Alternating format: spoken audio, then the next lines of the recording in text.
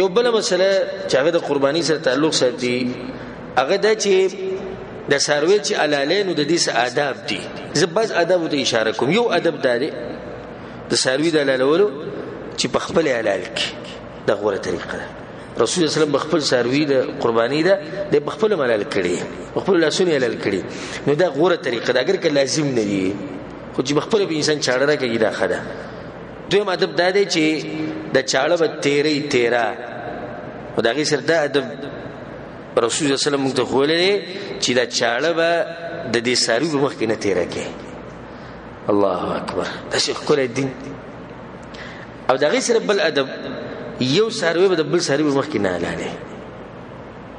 بل ادب چې هغه د علالولو سره تعلق ساتي هغه دا چې کله ساروی علالینو قبلې ته بوله مخ کې، قبلې ته بوله مخ کې، او اوخ چې دا اوخ په ولاړه علالول پکار دي چې دا غسخ په دې ول تړلې او دې ودرولې نه په دې مری کې به چاړه باندې وې. او دا غنه له چې کوم ساروی د اوخ نه علاوه اب سملې او په کوم طرف په سملې په خې کې وګس ها پګس ولې سملې چې الله سو ته برابرې په خې چې سملو نبی خو ساروی دي شنو دي څنګه لاله دي څونه لاله کی پګس چې سملو به دي سره لاله کی دا یو سړی غسې دي نه دی به د ساروی بیا په خې لا سملې په خې طرف په سملې نبی به دې برابرې او په دغه ټیم کې د خپل دغه په دې مړی باندې په دې سر په دې کې دي چې دې پاسانی سره حلال کړی شي.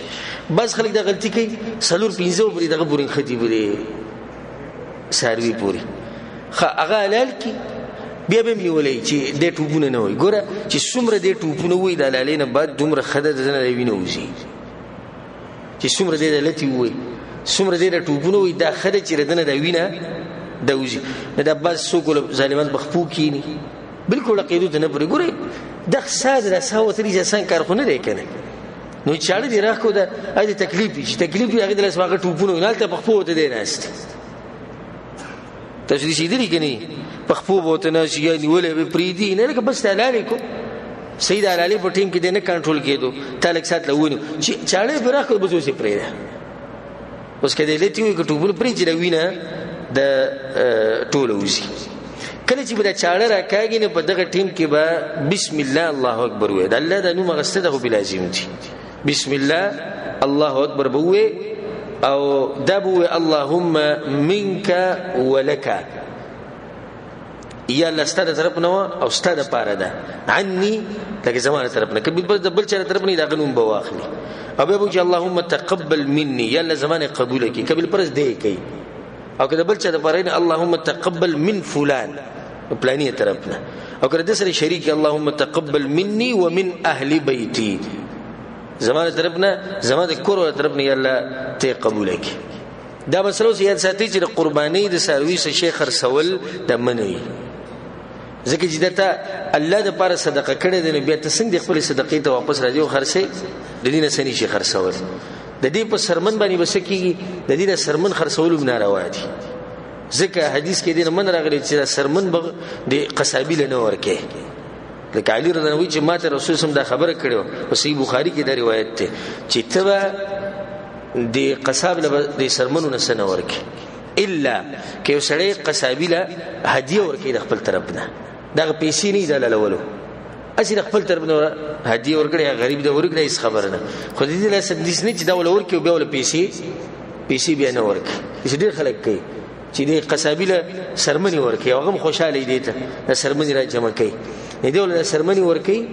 او هغه پیسې ول بیا نه ورکړي کوم چې هغه مزدوري ول نه ورکړي نو دا وګوره سرمن دي خرڅ کړي کنه خرڅول دي ته وایي کنه به دا سرمن چاله ورکول شي که خپل ته فائدہ غلي خپل ته فائدہ واخله او که غریب له ورکه غریب له ورکه غریب له یتیم له کونډی له مسکین له چې څوک ته حقدار ښکار شو غریب ته ښکار شو ناغله ورکول شي. دا خبره اوسه د فائدې لپاره یاد ساتي چې بیا بس کې د غوخي سره مستحب طریقه ده غوره طریقه چې د درې شو کې تقسیم شي. دا مستحب طریقه ده چې بدري ویسو کې تقسیم شي یو به صدقه کې یو به ملګرو لور کې او یو به خپل وخوري دا مستحب طریقه ده غوره طریقه ده بعض علما دا وایي اگر که په شریعت کې به خبره څه دلیل نشته نو یو سړی راولګېدو خوراکي دی او دا سروي حلال کوي روزه ټول خورم به تراجي کیږي موږ په شرط کولای شو منه کولای شو خوري یو سړی غریب دی د ډېر طاقت نه رسید غوخي هغه د غوخه د کې دی دا وړه به خوري ځکه بیا سیم زموږ د طاقت نه کی هیڅ خبره دا خبر بده کې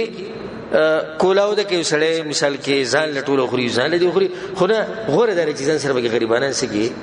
غریبانان شریک کی چاغون په دې ورځ باندې په دې خوشحالیانو کې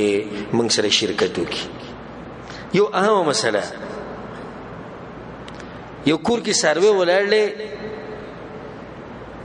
او سړی نشي جلالي کې زنانه راځي سروي حلال کو نه د خوراک څنګه دی دا خبره زمونږ دی بعض مولیانو کړی دا او بعض عوامم کوي چې د زنانه د لاس حلاله چیرې ده د جایز نه ده په دې خبر باندې دلیل نشته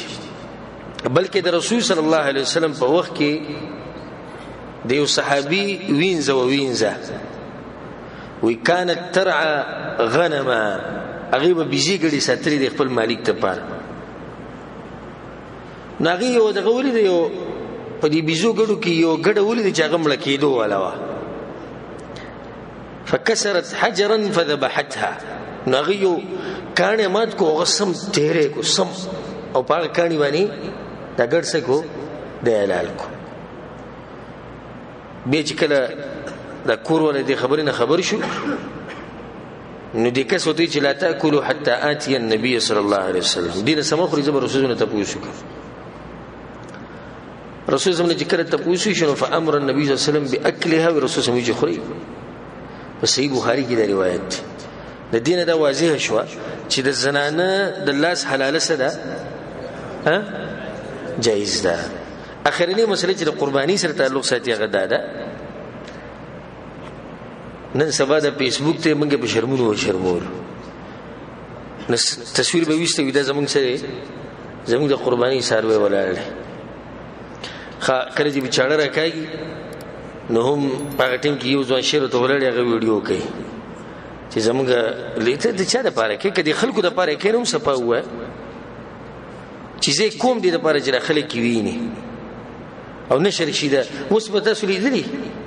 دغه چلی دا زمونږ د قرباني سروي ولاړ د پلاني د قرباني سروي ولاړ د زمونږ سروي ولاړ د سره پلاني ولاړ ناروا کارونه ریاکاری د ټول کله الله د پر قرباني کوي نو بیا به د قسمت تصویران دا نه نشر کوي